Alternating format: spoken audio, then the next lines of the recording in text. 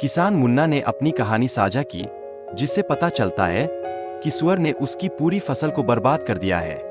इस बर्बादी ने मुन्ना को बहुत चिंतित कर दिया है। अब वह सोच रहा है कि अपनी मेहनत की फसल को कैसे बचाए।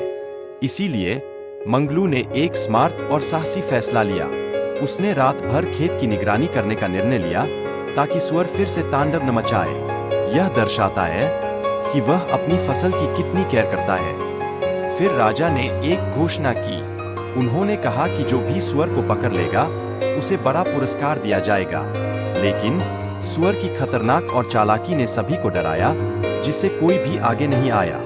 इस बीच राकेश, जो काफी चालाक है, सोचता है कि अगर वह सुअर को पकड़ लेगा तो वह राजा बन जाएगा और शादी भी कर लेगा। लेकिन भोला की सोच बिल्कुल अलग है। उसकी सोच सीधी और सरल है, जो उसे खास बनाती है।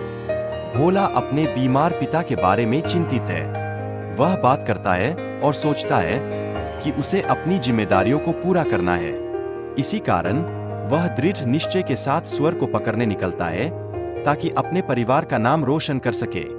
भोला को एक वृद्ध व्यक्ति से एक शक्तिशाली तलवार मिलती है। यह तलवार उसे अपने साहस और ताकत के लिए प्रेरित करती है, जिससे वह सुअर को पकड़ने में और भी मजबूत महसूस करता है। जब भोला गुफा में जाता है तो उसे सुअर के पदचिन्ह दिखाई देते हैं। यह उसके साहस और खोजी स्वभाव को दर्शाता है। वह अपने अंदर की शक्ति को पहचानता है और आगे बढ़ता है। धैर्य और साहस से सुअर का सामना करने के बाद भोला ने अपने भाई राकेश को इस बारे में बताया। राकेश की प्रतिक्रिया से यह साफ हो गया कि भोला की बहादुरी और भी बढ़ गई है। हालांकि राकेश ने भोला को धोखा देने की योजना बनाई। यह कहानी में एक नाटक की तरह है और हमें भाईचारे की भी अहमियत सिखाती है। फिर राजा ने राकेश को शादी के लिए एक खास समय दिया, सिर्फ 7 दिन का। अब राकेश को अपनी शादी की तैयारियों के लिए भी सोचना था।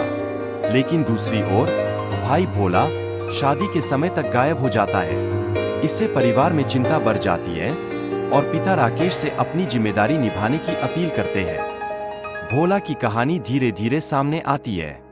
वह अपने भाई राकेश की जान बचाने के लिए संघर्ष कर रहा है और यह सब शादी की तैयारियों के बीच में होता है। लेकिन भाई की लालच और धोखेबाजी की वजह से भोला को अपने विगुर भाई राकेश की बुराई का सामना करना पड़ता है। यह हमें परिवार के संबंधों की जटिलता समझाता है।